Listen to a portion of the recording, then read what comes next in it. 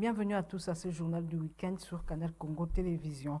Initialement prévu pour le 21 novembre dernier, le processus de Nairobi sur le rétablissement de la paix et la sécurité dans l'est de la RDC débute enfin ce lundi 28 novembre 2022. C'est ce qui ressort du communiqué de la communauté de l'Afrique de l'Est EAC rendu public ce samedi 26 novembre 2022. En effet, ce troisième dialogue vise l'accélération des efforts régionaux déjà en cours afin de parvenir à une paix et une sécurité durable dans la partie est de la RDC, tel qu'élaboré par les différents efforts réalisés par les chefs de la communauté d'Afrique de l'Est. Notez que les participants et la durée de ces discussions n'ont pas été précisées dans ce communiqué de l'EAC. Parlons à présent du processus électoral. C'est désormais connu, c'est le 20 décembre 2023 pour date retenue pour l'organisation de l'élection présidentielle couplée aux législatives nationales, provinciales et municipales. Denis Kadima Kazadi, président de la centrale électorale, l'a annoncé ce samedi 26 novembre 2022 lors de la publication du calendrier électoral. Nadine Tchochigombo et Niwa Pezo étaient là pour le compte de CCT Viralique. La date de la prochaine élection présidentielle est finalement connue. La Commission électorale nationale indépendante a dévoilé le calendrier électoral ce samedi 26 novembre devant la presse, en présence de la classe politique et de la société civile ainsi que des diplomates accrédités à Kinshasa. Selon ce calendrier, toutes les élections directes seront organisées de manière combinée à la date du 20 décembre 2023, tandis que celles indirectes, c'est-à-dire élections des sénateurs, des gouverneurs des provinces et des bourgmestres, sont prévues en 2024. Il est temps et il appartient donc à toutes les parties prenantes de jouer leur rôle dès le mois prochain dans la mobilisation des électeurs. Il n'y a donc pas d'un côté un acteur et de l'autre des spectateurs. Nous formons tous ensemble une même équipe électorale. Du 24 décembre 2022 au 23 janvier 2023, il y aura identification et envoi. Ici, il s'agit du Kasaï, dans la province du Kasaï, Kasaï central, Kasaï oriental, Lomami, Sampuru, Olomami, Okatanga, Lolaba et Kanamika, ainsi qu'en Afrique du Sud, en Belgique et en France. Du 16 février 2023 au 17 mars 2023, ça sera le tour de l'ère opérationnelle 3 dans l'identification de l'environnement dans le Bazuélé, Opelé, Ituri, Tchoko, Nord-Kivu, Sud-Kivu, Maniema, ainsi que le Canada et les États-Unis. Du 21 mai 2023 au 21 mai 2023, dans un jour, nous allons procéder à la publication des statistiques des électeurs par circonscription électorale.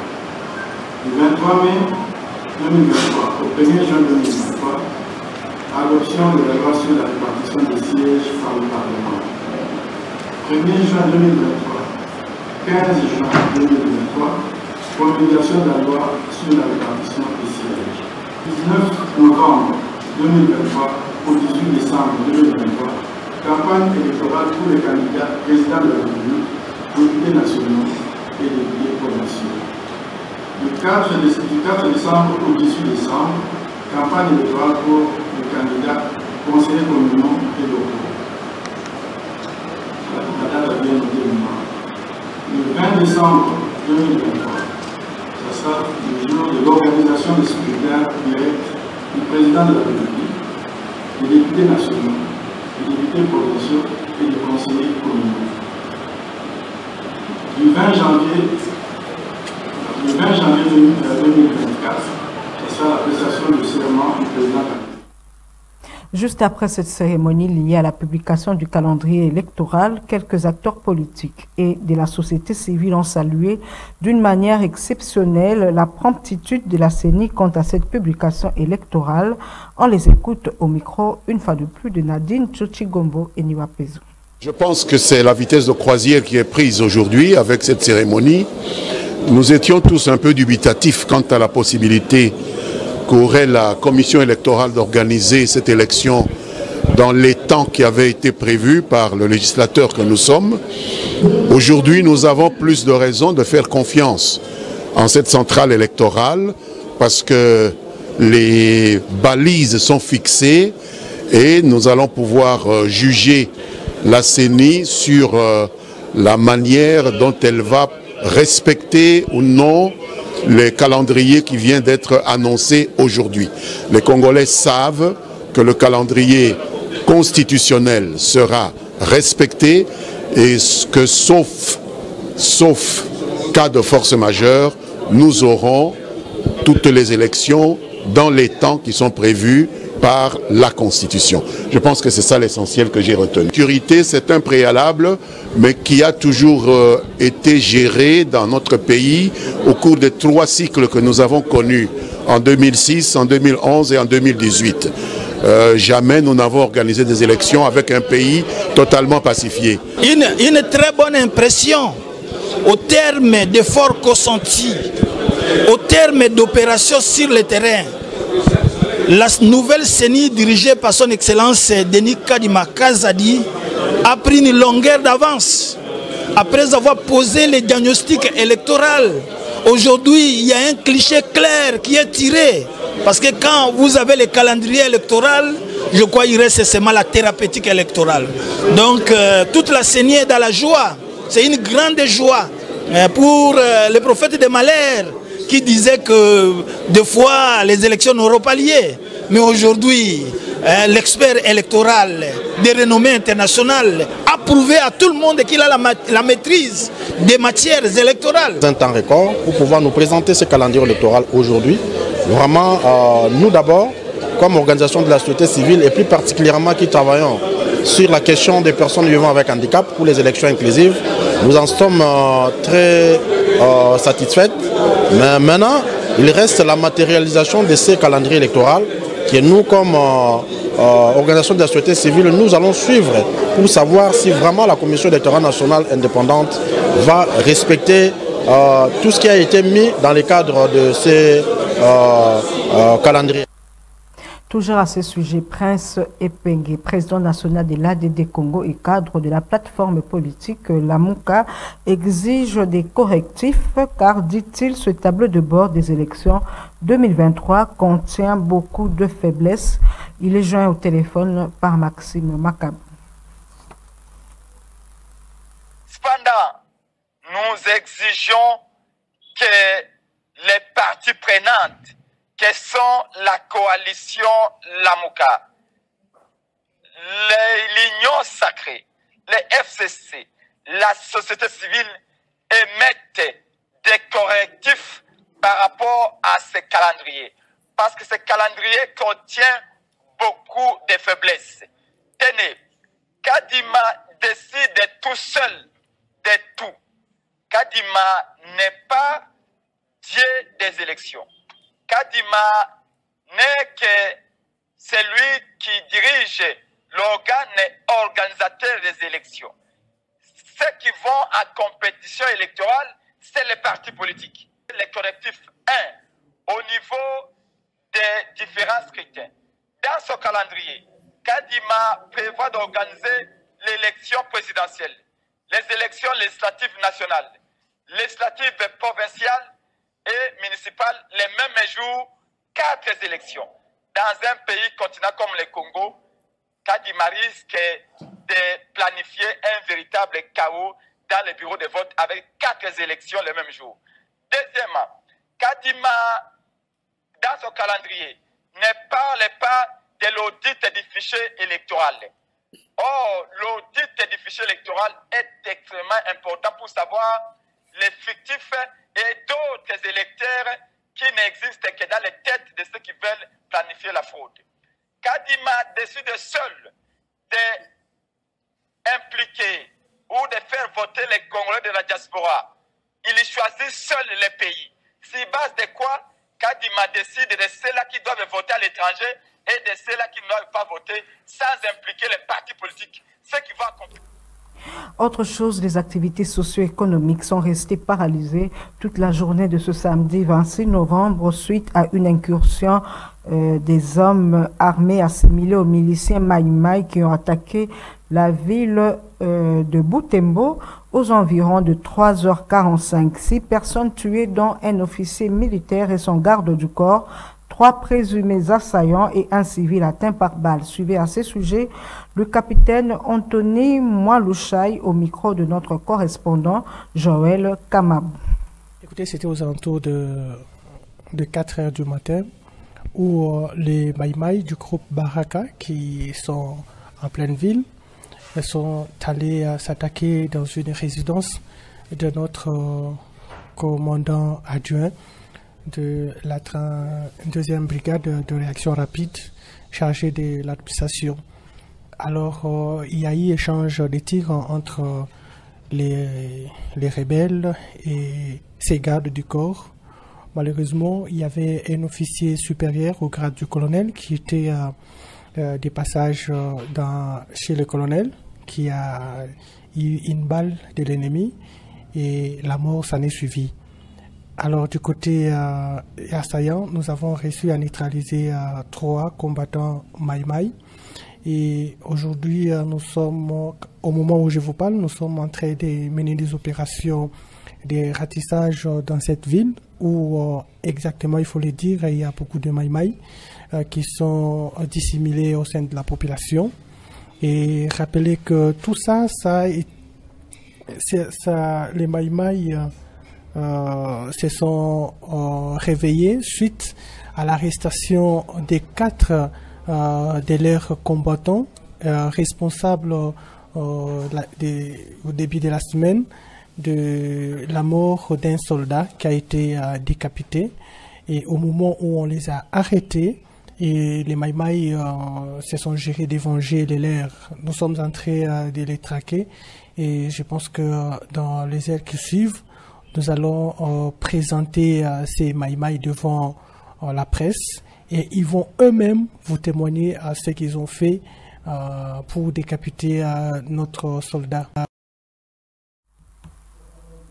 Et puis le comité exécutif élargi de l'Alliance des démocrates pour le progrès a tenu une réunion extraordinaire ce samedi 26 novembre au cours de laquelle la situation politico-sécuritaire qui prévaut en RDC au centre, l'ADP dit répondre favorablement à l'appel du chef de l'État à la cohésion et à l'unité nationale, apporte tout son soutien au FRDC, aussi appelle la communauté internationale de sortir de son mutisme et de prendre des sanctions contre le Rwanda et le M23. Suivez l'extrait de la déclaration de ce parti politique, lu, choisi ici par Maxime Macabre.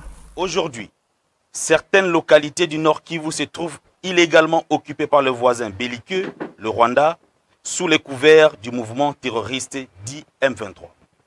Cette situation cause le déplacement massif de nos compatriotes, les exposant ainsi à des famines, pandémies et autres calamités.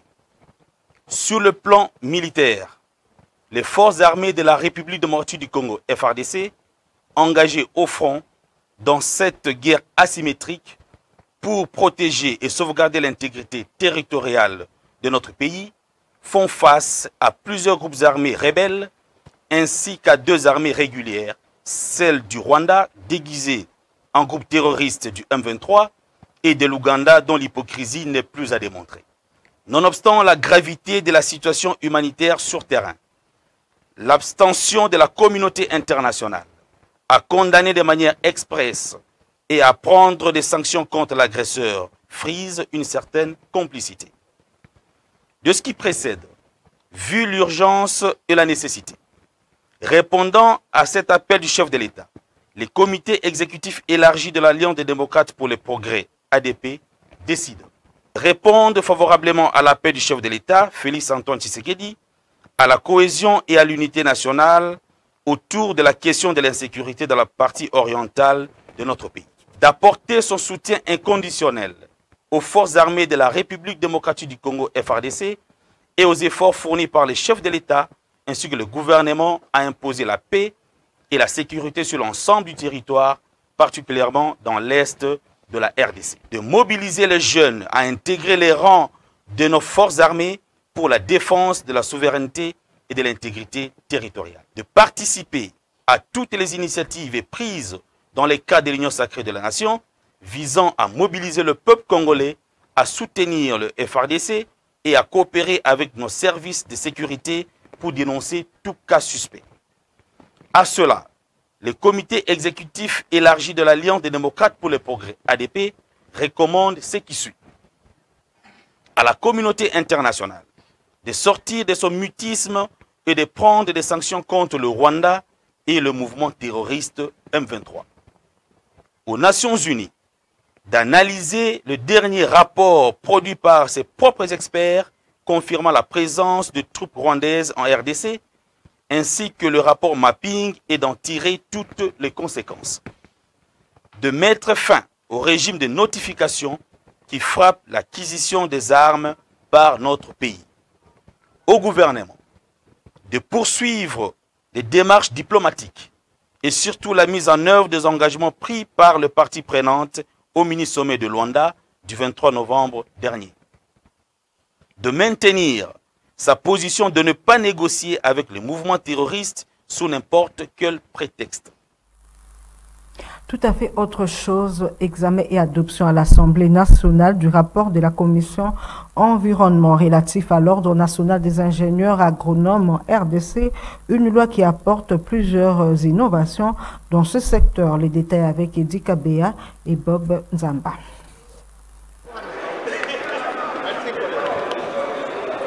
La présente loi organise l'exercice de la profession des ingénieurs agronomes en République démocratique du Congo, conformément aux prescrits articles 36 alinéa 5 et D 1 et 2 de la Constitution de la République démocratique du Congo du 18 février 2006, telle qu'est modifiée et complétée par la loi numéro 11/00D du 20 janvier 2011 portant révision de certains articles de la Constitution de la République démocratique du Congo. En effet, la profession des ingénieurs agronomes constitue l'une des catégories professionnelles indispensables au développement du pays. À l'instar de certaines professions, les législateurs attendent par la présente loi organiser la profession des ingénieurs agronomes en ordre en édictant à son profit des normes adaptées à la particularité de ces métiers et en les soumettant à des structures propres en vue de son fonctionnement.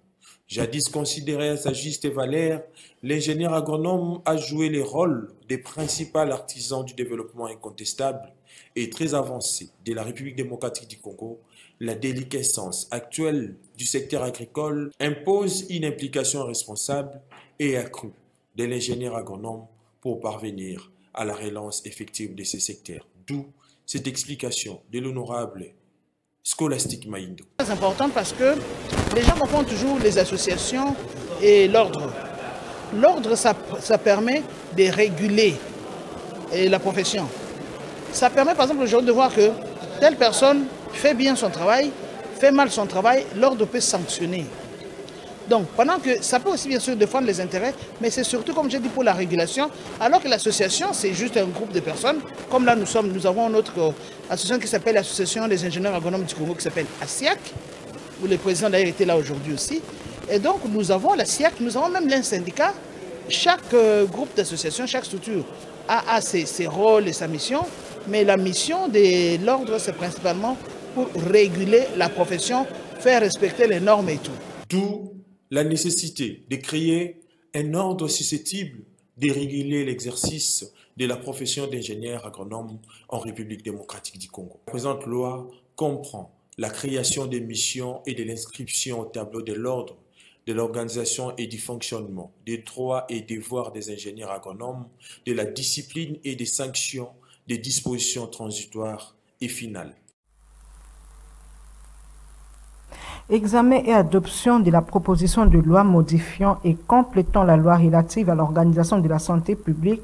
C'est après la réplique du ministre des Affaires foncières aux préoccupations soulevées par les élus nationaux lors du débat général sur le projet de loi régulant les conflits des terres en RDC. Suivez. C'est en vue de réguler la problématique déjà existante sur les conflits des terres en République démocratique du Congo que le ministre des Affaires foncières a fait l'économie de ces projets de loi régulant ces secteurs qui connaissent pas mal de problèmes. Ce projet a été donc jugé recevable après la réplique du ministre Molendo Sakombi aux préoccupations soulevées par les députés nationaux. L'honorable Nsingi Pouloulou revient ici sur la problématique des terres en République démocratique du Congo qui remet sur la sellette la question des Congolais des pères et des mères. Les Congolais, la majorité seront des locataires. Après 2150, toutes les terres seront entre les mains des étrangers. Si vous ne respectez pas ce que je vous dis. Il n'y a pas longtemps ici, je vous disais. Parce que vous avez pris aujourd'hui les chefs des riz. Les chefs du village n'est pas considéré. Comment vous pensez protéger la terre si les chefs des riz et les chefs du village ne sont pas considérés? Bon, plus tard vous allez comprendre. Je sais que vous n'aimez pas, vous ne voulez pas réfléchir. Parce que vous gagnez derrière cet embouteillage. Il y a même des concessions qui appartiennent à des personnes non autrement identifiées. Et ça ne vous dit rien. On est en train de déguerpir les gens dans des villages. Avec des jugements incontrôlés.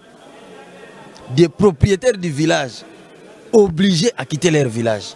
Mais ça ne vous dit rien. Qui achète? C'est à travers.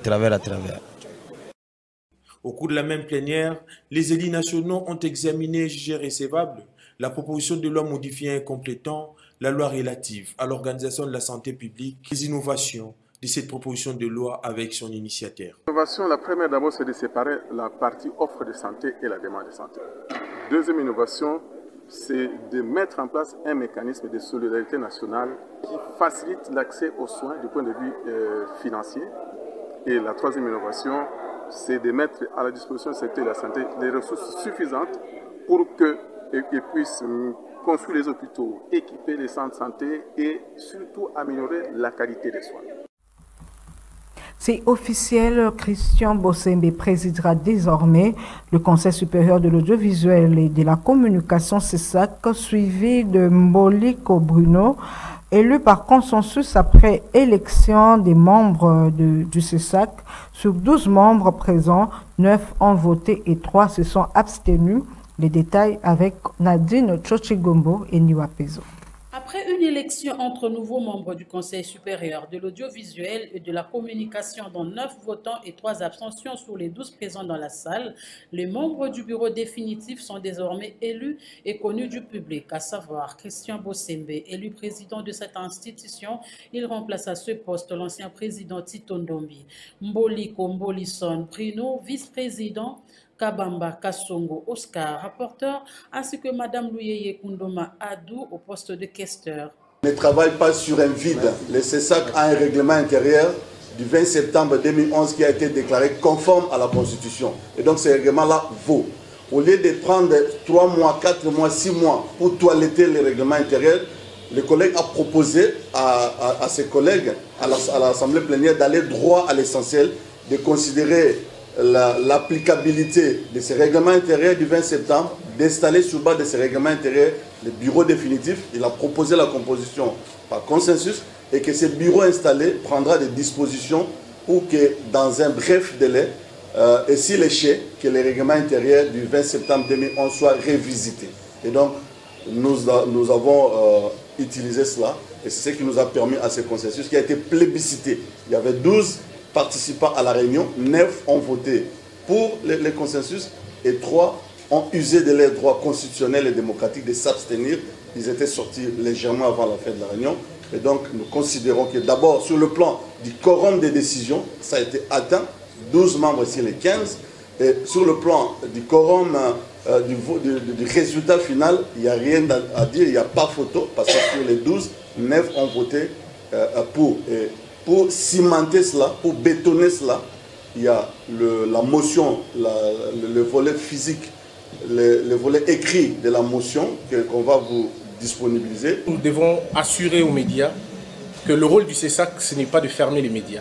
Le rôle du CESAC, c'est bien évidemment d'assainir le milieu de médias, donner un paysage médiatique qui nous ressemble, donner un paysage médiatique qui restera dans les annales de l'histoire. Nous sommes un grand pays. plus de 100 millions d'habitants. Et si nous avons plusieurs médias, en principe, on devait refléter les valeurs qu'incarne notre République. Donc par là, je rappelle à tous nos confrères, à tous les journalistes, que sous notre mandat, aucun journaliste ne sera dérangé pour l'exercice de son travail.